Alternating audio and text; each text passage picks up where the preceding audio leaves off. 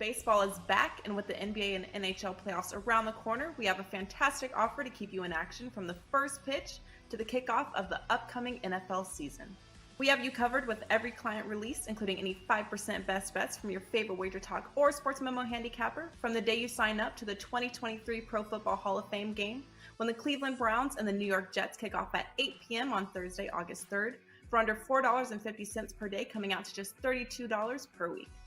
To lock in your favorite WagerTalk or Sports Memo expert through the start of the NFL preseason, it would cost you well over $1,000. Before a limited time, pay only $4.99, coming out to just under $4.51 per day. As an added bonus, your access begins when you sign up, so the earlier you do, the more free days you'll get. This offer will include all sports and any 5% best bets played during this time, so act fast and lock in your favorite WagerTalk or Sports Memo handicapper through the start of the football season for the lowest price possible. This incredible playoffs to preseason kickoff promotion ends at midnight on Monday, April 17th.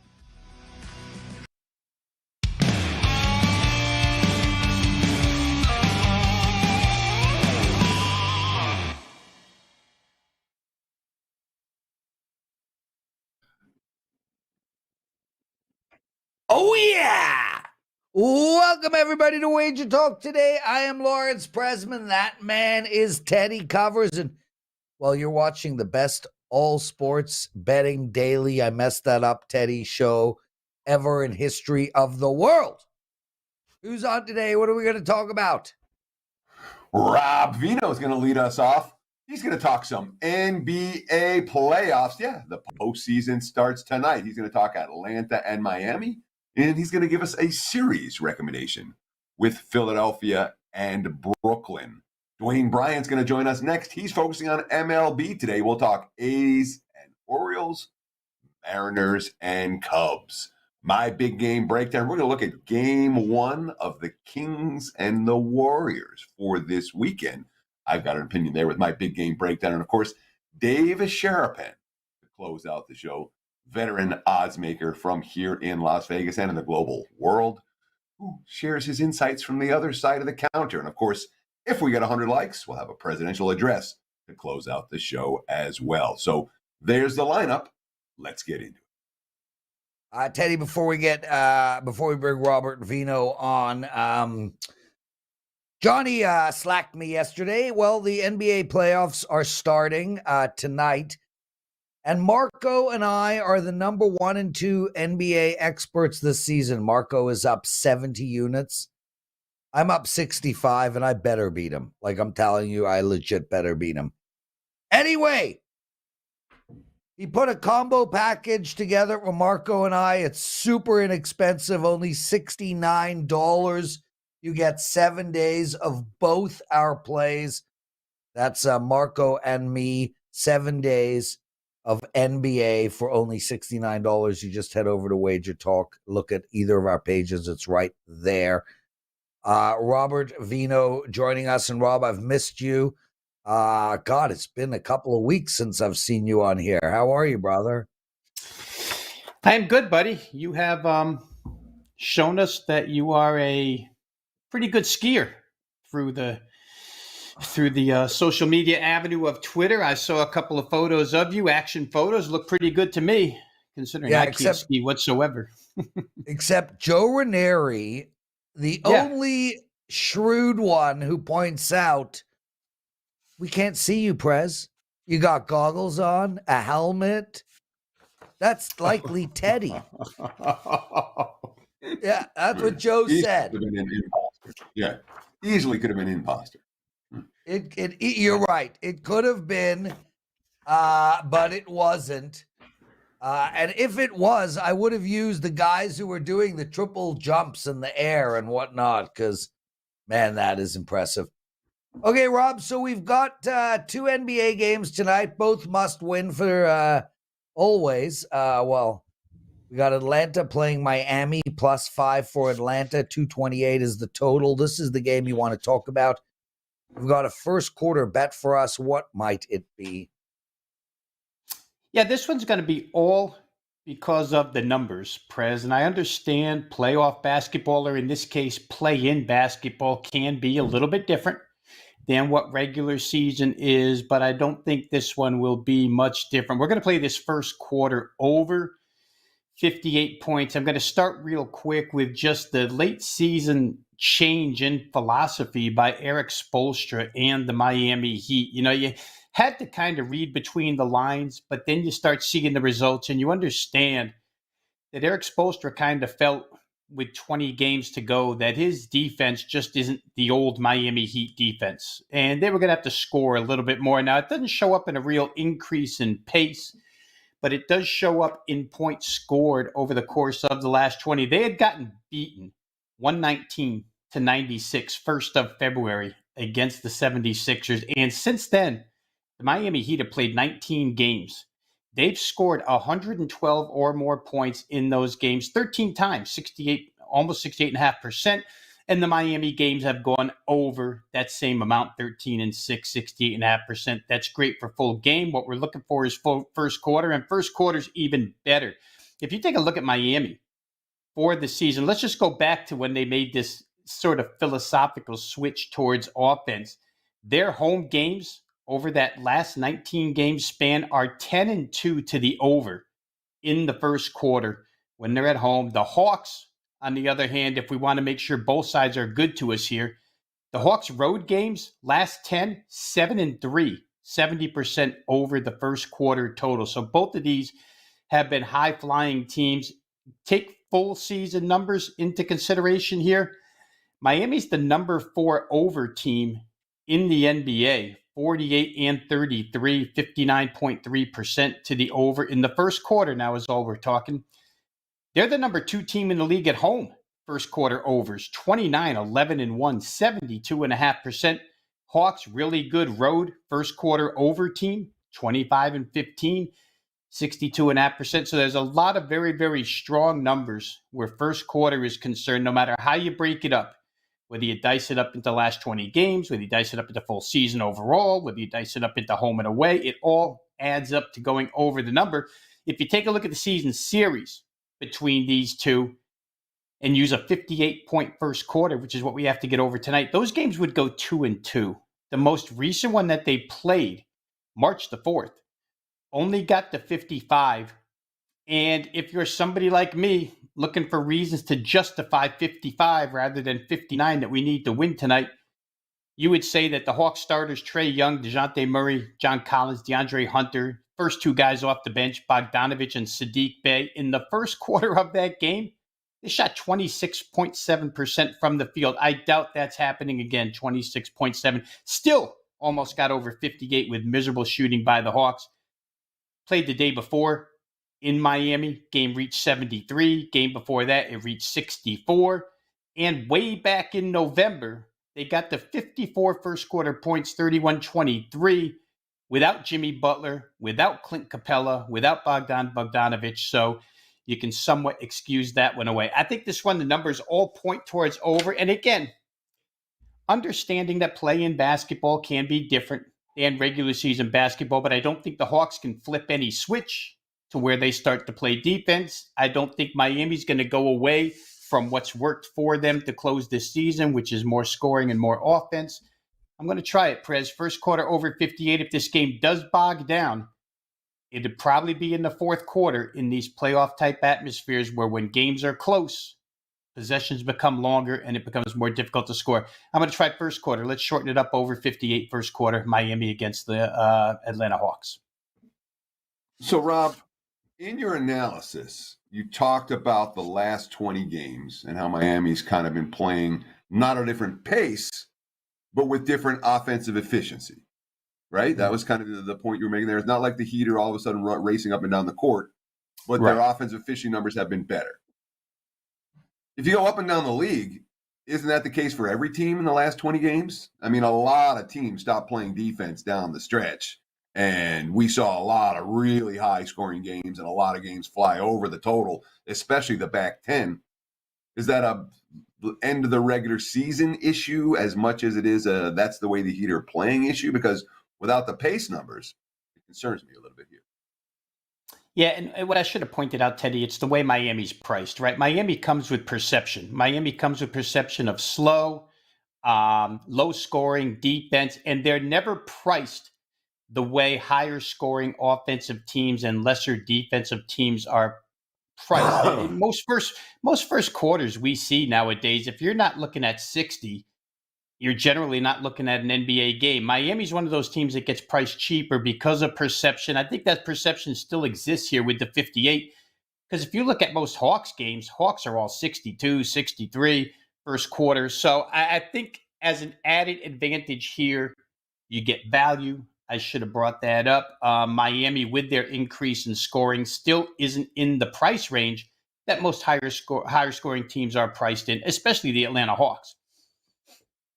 Robert, great Yes, stuff, sir. man. I got to tell you, I would one day, Teddy. One day, Teddy, I should come on here as a guest. I want to try to deal with your questions, man. Rob, Philadelphia, Brooklyn. You got a series bet for us. What might it be? This one's going to be short and simple, guys. I'm going to take the Sixers, lay 2.5 games. So they have to win the series 4-1 against Brooklyn to cash this ticket. But the price is a minimal minus 150 here. I think that price presents an awful lot of value considering Sixers in this case have a whole bunch of advantages. Just start with the size. I mean, that's the obvious one, right? Joel Embiid. This is reminiscent of when Philly played Brooklyn a few years ago, maybe 3-4 years ago. And, as fate would have it, Spencer Dinwiddie happened to be the point guard on that team too. But Philly was too big. The Nets were too small. Philly wound up winning that series easily. Philadelphia didn't have James Harden at that point in time. Tyrese Maxey was not a factor at that time. Now they've got all that and then some. I like what Philadelphia's done with the bench, with Jalen McDaniels and DeAnthony Melton being very good defenders and offensive players at the same time. Niang and Milton and Paul Reed round out that bench. When you play these series and lay games, all you're asking a team to do is win. We're not going to involve ourselves with any point spread here. I feel like the Nets, with the switches that they made in personnel over the All-Star break, have become much more of a speed and three-point shooting team, which is what they were a few years back when Philly crushed them. And they may shoot threes really well one night, guys, so I'll give them one game. But other than that, I don't expect Brooklyn to win in Philadelphia. Series should be 2-0. Go back to Brooklyn. Maybe Brooklyn gets 3-1 and come back to Philadelphia and end it at that point. Barring injury, I think that's the way this one will play out. The Nets will try and speed this thing up. But Philadelphia is so methodical and so efficient on the offensive end. I don't think that can happen. And when you start looking at who's going to be on the free throw line in this series, it's going to be Embiid and Harden on the free throw line. So I'm going to take my chances with the Sixers winning this one in 5, laying 2.5 games, minus 150. I think that's the best way and the most inexpensive way to play the Sixers in this series. So, Rob, you said the Nets might get hot from three-point range to win a game. Why can't they get hot from three-point range to win 2 games? If we're laying 150, we better be really confident that that's not going to happen. And, I mean, can't they? I don't see Philly as a go-for-the-jugular team. I see Philly as a team, they're up 2-0. They're going to lose game 3 in Brooklyn, and then now you're sweating the rest of the way. If Philly goes up 2-0, can't Brooklyn, A, does Philly have the go-for-the-jugular mentality? And B, if Brooklyn can hit enough threes to win 1 game, why can't they hit enough threes to win 2? As always, they could, TC. I would say this, in this town, the way that Philadelphia closed the season, it's mostly all business. They took a lot of heat for resting Joel Embiid in Denver, a game against Nikola Jokic about a couple of weeks back where, MVP vote. And, everybody wanted him to play in that game, but they took the higher road, the longer picture. I think this is a team that at this point in time may have that go for the jugular this time around, Teddy. Having been here so often and hearing the criticism, mostly Doc Rivers, mostly James Harden, all these guys that have questions to answer. The way they treated the end of the year, and from what you hear and read in this town, it seems as if maybe there's a change in sense of urgency for them. So I think this would be one of those where you try and finish the opponent off, I do again think that Brooklyn collectively can get hot for one game. But if you're going to ask me, can Spencer Dinwiddie, Mikal Bridges, Cam Johnson, all these guys be hot together, which is what it's going to take to win more than one game? I don't know that can happen. So again, I'm going to try Philadelphia here. I think this might be a little bit different, at least for the first series. We'll see when they get to Boston and Milwaukee if they can pull that type of thing off. But against this team where they have the advantage personnel-wise, first and second team, I'll take my shot. Rob Veno, everyone. Rob, what do you have to promote? Let's promote NBA, Prez. It's up and available right now, a pair of 4% best bets. These are for Wednesday actions, so you want to get in before prices move. Obviously, the sooner you can play these games, the better, but they are both up and available right now at WagerTalk.com. Been a hot start to the Major League Baseball season. 9-4. I think we're up 14.6 units of profit early on in Major League Baseball. Those plays will be up later this afternoon. So get it all, WagerTalk.com. Rob Veno, awesome work. Teddy covers. Before we get into what did bettors learn, it is $2 Tuesday over at Wager Talk. Dave Koken is our $2 Tuesday handicapper. He's got an MLB best bet going. Dating back to 2019, Dave has picked up 103 units of profit in baseball. He is just, this is one of his absolute best sports. Wins year after year after year. You could get one play from him today. He only has the one for $2.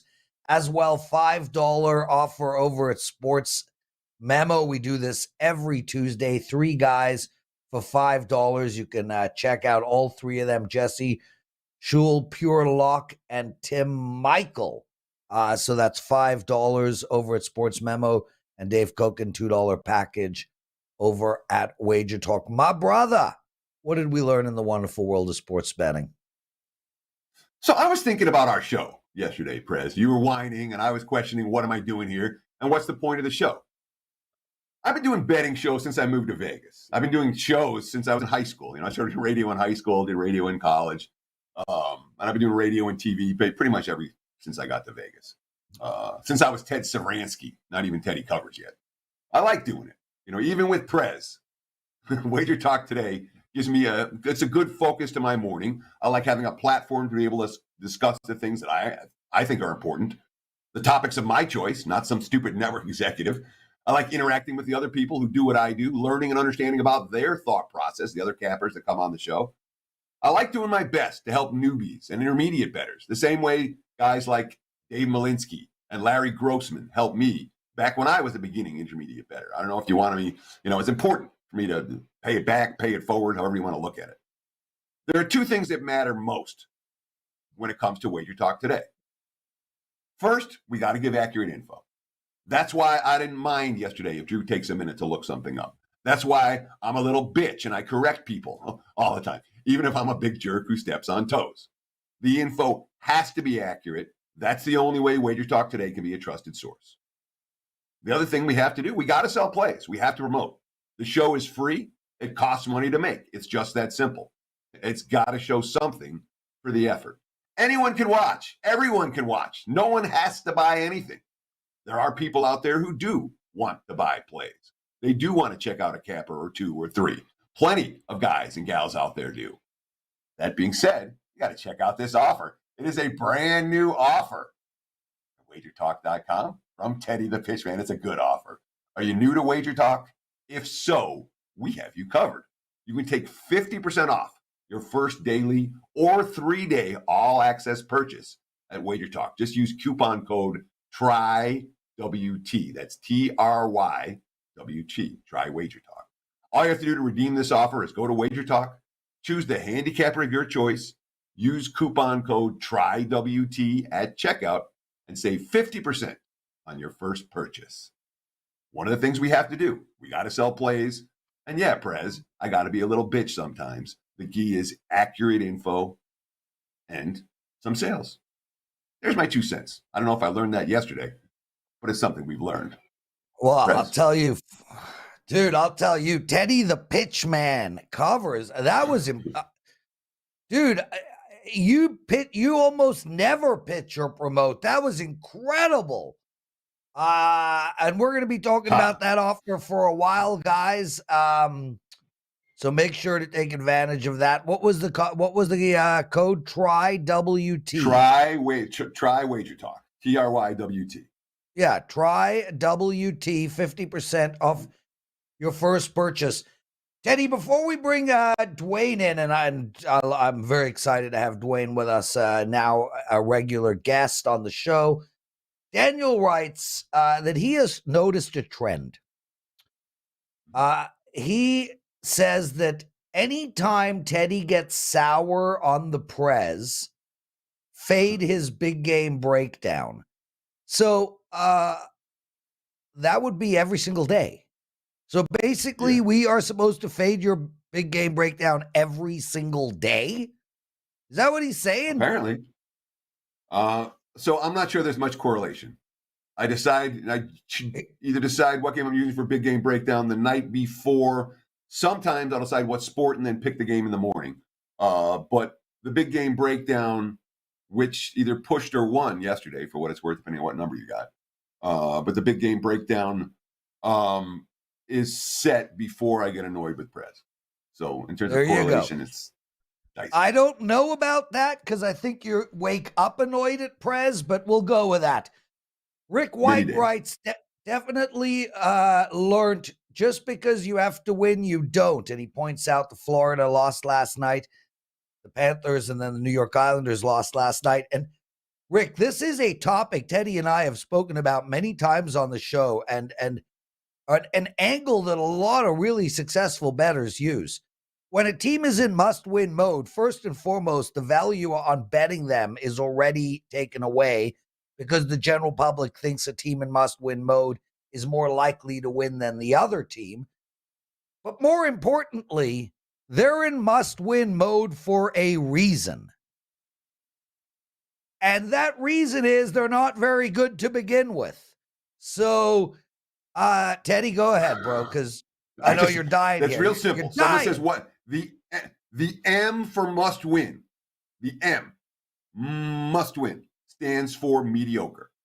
Just whenever a team is saying must win, that tells you they're mediocre. And if you want to start laying prices with mediocre teams, knock yourself out. It's a money strategy. But it's not only prices with mediocre teams. It's overvalued prices for mediocre teams because they find themselves in that very spot. Dwayne Bryant. Must win. Yep. Yes. Dwayne, anything to add on this topic? I mean, I just came in, but that's what did the guy say? He said if on a day when Teddy is sour on Prez, fade the big game breakdown. Is that right? Yeah. That's handicapping at a whole other level, man. That's all I have to say about that. Oh yeah, dude. I mean, imagine the data you would, you're sitting there. Is he sour? Is he not? Yes, sour! Quick, everybody! Read the big game breakdown. He's sour. Hey, we love these guys in the chat room and the funny stuff that they have to talk about. Very much.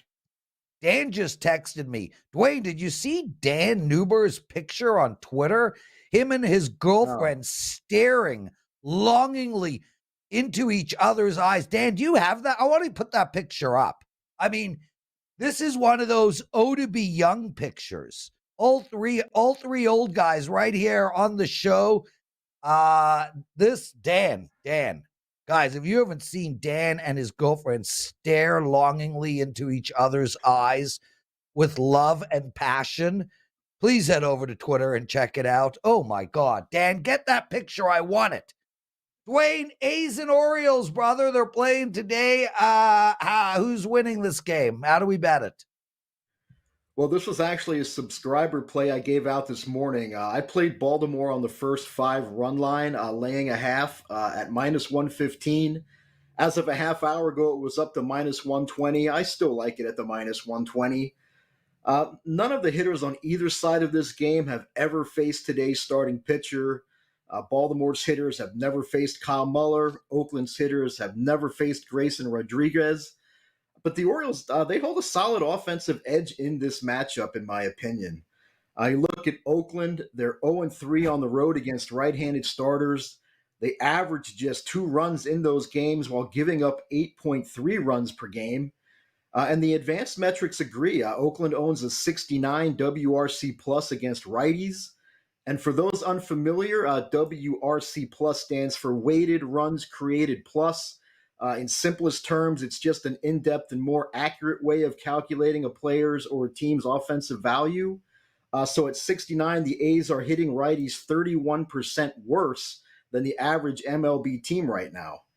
Baltimore, on the other hand, they own a strong 144 WRC plus against lefties. 100 is league average, so the Orioles are hitting lefties 44% better than the average MLB team right now. The Orioles just faced lefty J.P. Sears yesterday and Nestor Cortez the day before that. So that should put them in some better position today than if they had gone several days in a row facing a bunch of right-handed starters. Then I look at Kyle Muller. He came over from the Braves, and he's 2 starts into his Oakland career, and I think he's been a bit lucky. That 2.53 ERA isn't going to hold up. His 4.34 xFIP and 76.9 left-on-base percentage, which is well above his career average, tells me that Muller has some regression coming his way. Rodriguez, he was the 11th overall pick by the Orioles in the 18 draft, so they have some high hopes for this kid. He made his MLB debut in Texas 6 days ago, pitched pretty well, allowed 2 runs, struck out 5 in 5 innings. He should find this Oakland lineup a little easier to handle also. The Orioles do have the better bullpen, but I've learned not to trust any bullpen. I prefer the first 5 innings run line over the full game run line because A, we're guaranteed an equal number of innings at the plate, and B, we've only got to be up by a run after 5 innings. We don't have to win by multiple runs. So I like my chances here with the Orioles on the first 5 run line. So I talked about Oakland yesterday in my What Bettors Learn segment, talking about what happened over the weekend in Tampa, where every bettor in the world who bet any part of any game won. It didn't matter how you faded Oakland, you won. And then it happened again yesterday in Baltimore. Is this one of these scenarios? Is this just the low-hanging fruit we want to keep on picking? Let's just fade the A's every single chance that we get, every reasonable opportunity that we have right here? Or is this a scenario after all? I mean, they've really been annihilated to start out this road trip. Is this a situation where maybe we see some life from Oakland after a really rough start? Now they're taking a little bit of a step down in class when it comes to starting pitching compared to what they faced, certainly from what they faced in Tampa. Is that a concern for you at all? With the MLB season being so long, it's definitely a season full of peaks and valleys as far as any team goes, not just Oakland. The opposite of that would be Tampa Bay. Starting the season 10-0, and except for yesterday, they've just steamrolled every game. And I think, for me personally, especially with MLB, man, I like to ride streaks. I like to be on the hot side. I like to fade the cold side. And Oakland, they're just not hitting. They're not hitting at all. They're not scoring runs. And I'm sure not going to bet on a team like that until they show me that they're coming out of that slide. I don't think I've seen it yet for this Oakland team.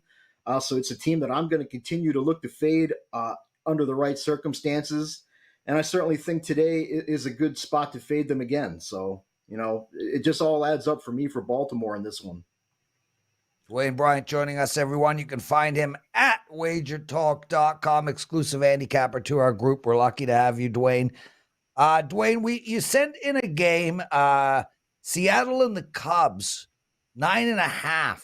The number has now moved to 10.5, which does muck it up. However, not for underbettors. Where are we going here? And normally that would be me. I'd be the underbetter. But when I sent this in this morning and it was 9.5, I was leaning heavily to the over. Before I could even play it, it went to 10, and now it's up to 10.5. So, I'm not playing this at this point. I still lean to the over, but I'm not going to personally be playing this one now. I would have played it if I would have been quick enough at the 9.5. But just breaking this game down, and before I even talk about teams or players, a couple other factors are looking solid for the over here. One of them is the weather. Temp in the 70s, winds blowing out to straightaway center at 10 miles an hour in what is the most wind-sensitive park in all of baseball. Definitely favorable over conditions at Wrigley Field, and I'm certain that's why this line is on the rise. But we also have Adrian Johnson calling balls and strikes. And based on the data that I've seen from him, he's a good home plate umpire to have if you want to bet an over. So then, I'm looking at the pitchers. I'm looking at Seattle's Chris Flexen. He's not a strikeout pitcher, and he doesn't get a lot of ground ball outs either. So that sure sounds to me like a great pitcher to have on the mound at Wrigley when you're betting an over. And he's also been a bit lucky. 83.3 left on base percentage through his 9 innings this season, which is well above his career average. And his 5.89 xFIP indicates to me that his 3.00 ERA is going to be going up, probably sooner rather than later. On the Cubs side, we've got Hayden Wesneski. He just saw his first MLB action last season and pitched well in limited innings. He did get roughed up in his season debut in Cincinnati this season, gave up 3 runs and 2 homers in just 4 2/3, and actually it could have been worse. So the question I have is, how does this young pitcher bounce back after a rough outing like that? Because that's not something that he's experienced as a major league starter yet. So it's going to be interesting to me to see how he bounces back today. Seattle is a decent hitting team. So, if they get a couple of base runners on Wesneski early, does he fall apart? And I guess we're going to find out. Seattle's bullpen has some solid basic stats, but the advanced metrics put them near the bottom of the league. So they too could definitely see some regression here. And no better place for that to happen than on the road. So for me, this may come down to how Wesneski performs when and if he faces some early adversity. We certainly have the right weather and home plate ump for a Wrigley over, not to mention Flexen being a non-strikeout and not a ground ball pitcher. So again, the question mark for me is Wesneski. The line has gone up from 9.5 to 10.5, so I'm not playing it now, but I do see enough in this game to still lean to the over. Take a look at the over at Wrigley with the wind blowing out to right center today. Dwayne Bryant. Great analysis. What do you have to promote? What's going on at WagerTalk.com? I do have 4 MLB plays going today. I did give out the Baltimore first 5 here on the show. That was one of them. One of the others is a 5% max bet. It is my first 5% max bet of this season. I did cash 86% winners on my 5% MLB max side plays last season. And I'm off to a great start this season. So far, I'm at 64.3% winners for a profit of $2,187. And that's based on an average bet of 3% or $300 and an awesome 26% ROI. So you can get the 5% play for $35, or you can grab a one-day pass and get all 4 of those plays today for just $4 more. There you go, Dwayne Bryant, everyone. Teddy covers, no commercial break. We do have a Dave Sharapan sighting. Let's go straight to your big game breakdown, my brother, and then Dave Sharapan, and if we get to 100 likes, the daily presidential address.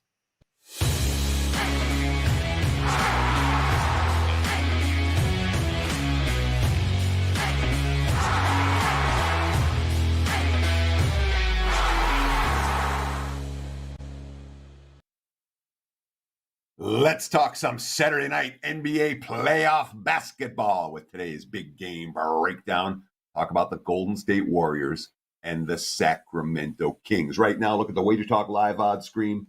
I'm seeing Sacramento -1 total. There's some 238.5s out there. There's some 239s out there. There is at least a little bit of variance on this total, not a lot. And we're going to look at this game to be a relatively high-scoring affair. 2 things are really important right at the top I want to talk about. 1, all 4 regular season meetings between these 2 teams, take all of them, every stat, throw it all in the garbage. All of it. The first three came before Thanksgiving. Golden State wasn't Golden State then. Who cares what teams look like before Thanksgiving? The last one came in game 81, just this past week. One team started all of their All-Stars. The other team sat them. Throw all the regular season meetings out. All four. We think of the Warriors as the championship teams. A championship team, an elite defensive team. Last year they won the title and they finished number 1 in defensive efficiency. This year they're number 17 in defensive efficiency. They're not great on the perimeter. They're definitely not great in the paint. The Kings can and will score on this team. The Kings are number 1 in the NBA in offensive efficiency. Sabonis should feast. Fox should feast. Harrison Barnes should feast. There's lots of good over player prop opportunities for Sacramento in game 1. That being said, the Kings, let's say they're not a shutdown defense, isn't strong enough.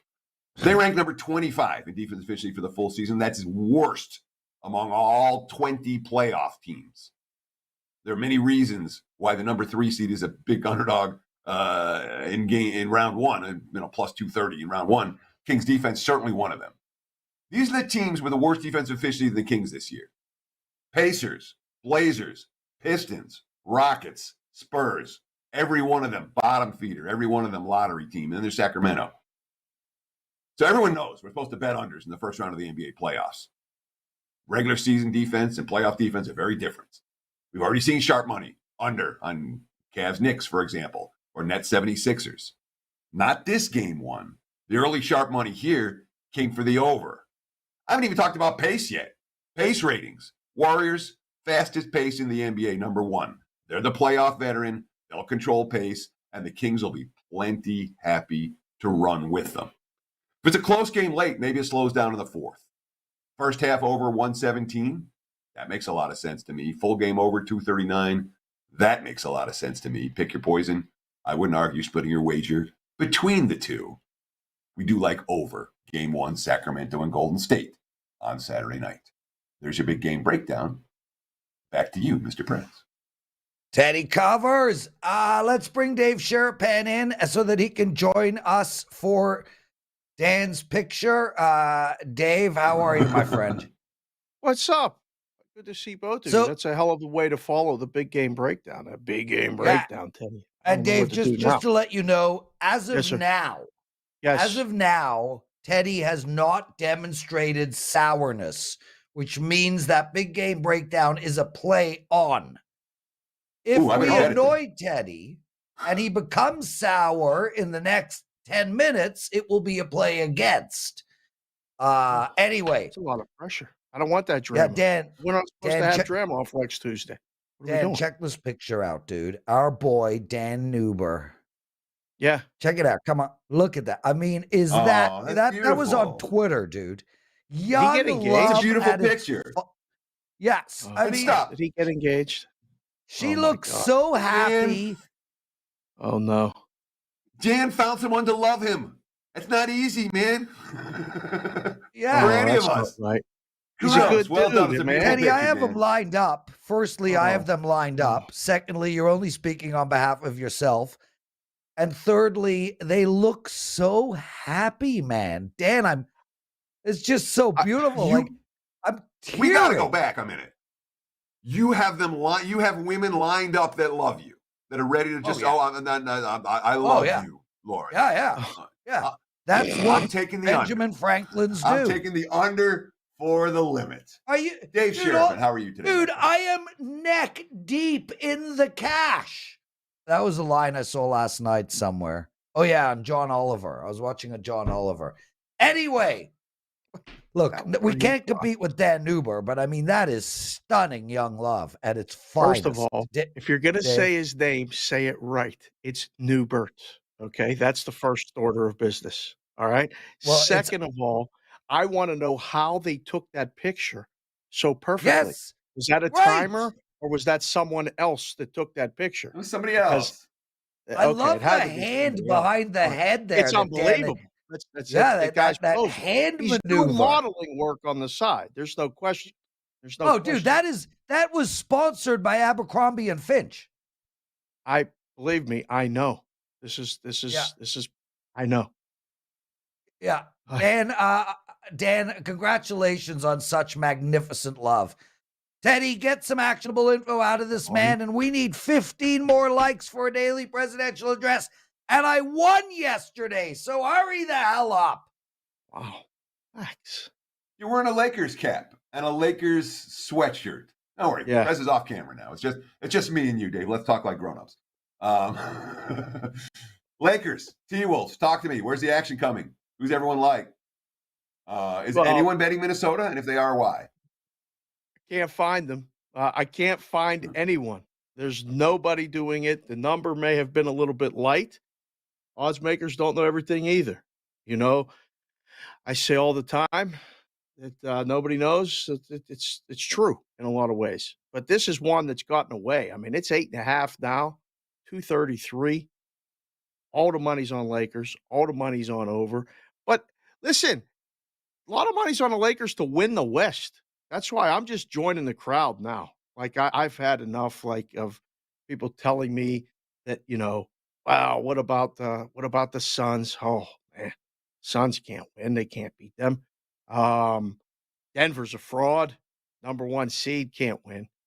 You got the offensive efficiency of Sacramento, or defensive efficiency, whatever the efficiency is. Golden State's only defending champ. They can't win. It's all about the Lakers.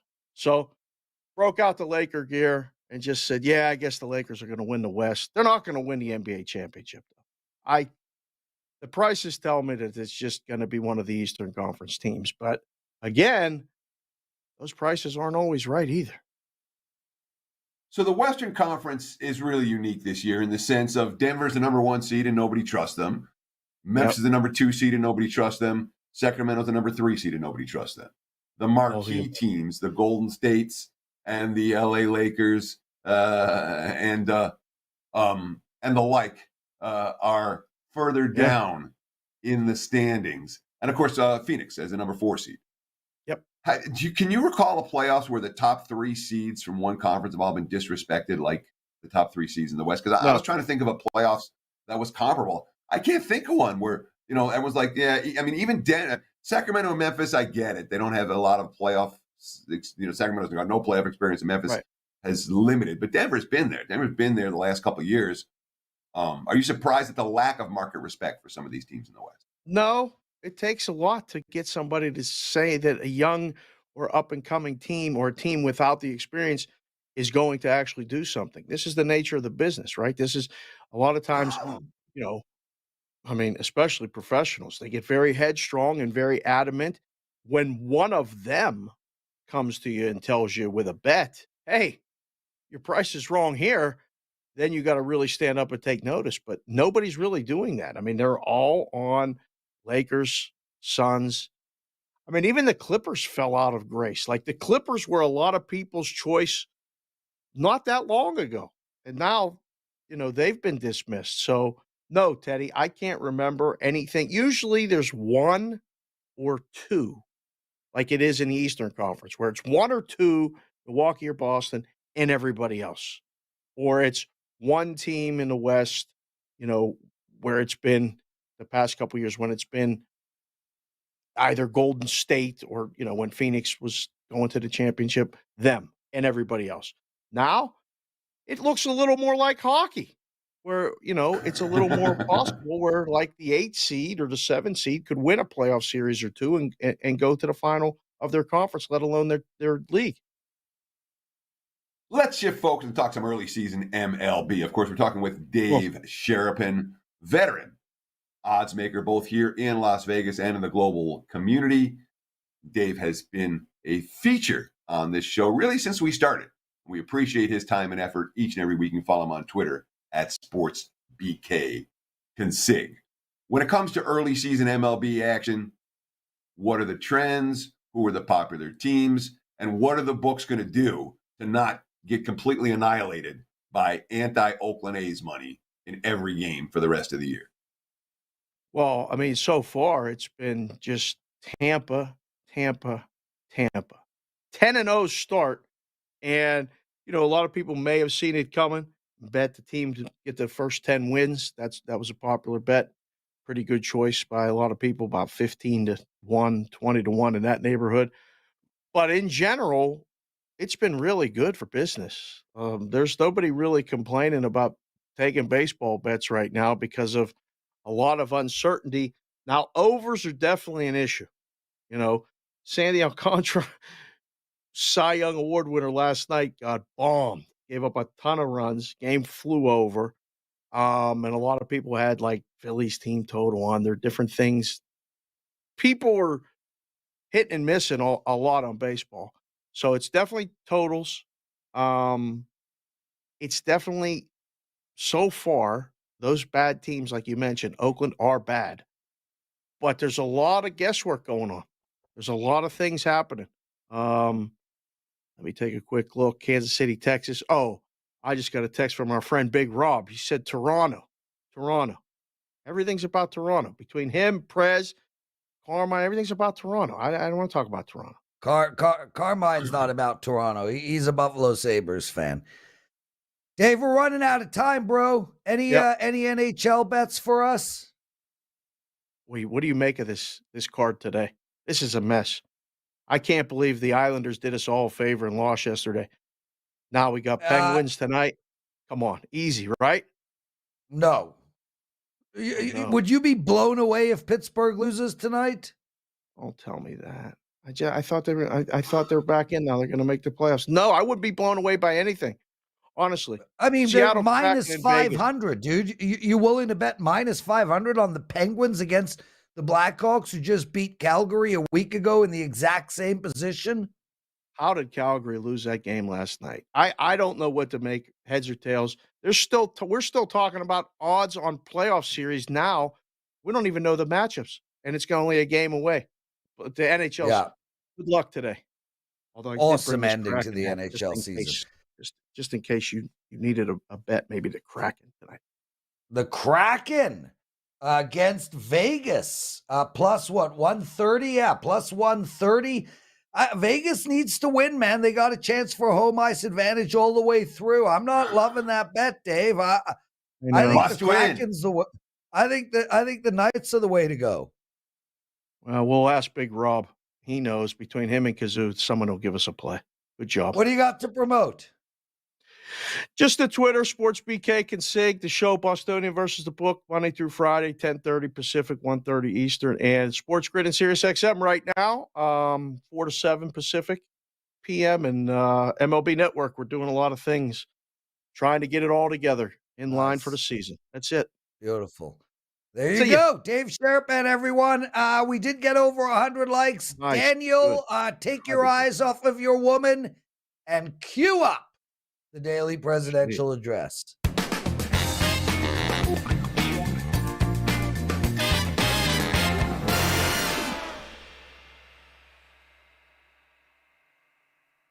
Okay, boys, I got 3 NHL bets for you tonight.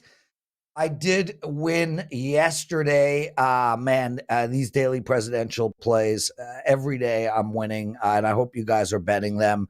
I hope it demonstrates my knowledge for these sports that I bet. Before we get into that, I want to go over really what I think is maybe the best promo I've seen in a while on the website. The NBA playoffs start today. Marco D'Angelo, number 1 NBA expert at WagerTalk, at 70 units of profit with an insane 68% win percentage. I am number 2 in NBA this season. I'm at 65 units of profit. Head office combined the both of us. It's a buy one, get one free. If you want 7 days of both the number 1 and number 2 handicappers in NBA this season, both of them, 7 days, NBA, it's only $69. No coupon code is required. We expect you all to take advantage of that offer. I mean, 100% amount of people, whatever the hell that means. Anyway, let's get into it. So we got the Leafs playing Tampa tonight. Well, the Leafs and Tampa are playing in the first round in a week. What does that mean? Vasilevsky's not going to play. The Leafs are going to pull up some emergency goaltender that no one's heard of. Nobody is going to dive in front of a shot. This game is going over the total, people. We also like the Devils in regulation tonight. Look, I know Buffalo has a chance outside, mathematical. It's not going to happen. The Devils are playing for home ice advantage. They are one point out to win the division, or right at the top. They need to win this game. Take the Devils. And then my favorite play, guys, the Washington Capitals at plus 255. Boston just broke the record season win totals of all time, 63 wins. They have to be emotionally exhausted. They now have to get ready for the playoffs. I don't expect this Boston team to even show up tonight. Take Washington at plus 255. That's it for me. Teddy, what a show. Take us home, my brother. What a show. We'll do it again tomorrow. Same time, same channel right here on WagerTalk TV. 9 a.m. on the left coast, noon for you back east. Between now and then, you guys know what to do. Enjoy the game, and best of luck with all of your wagers.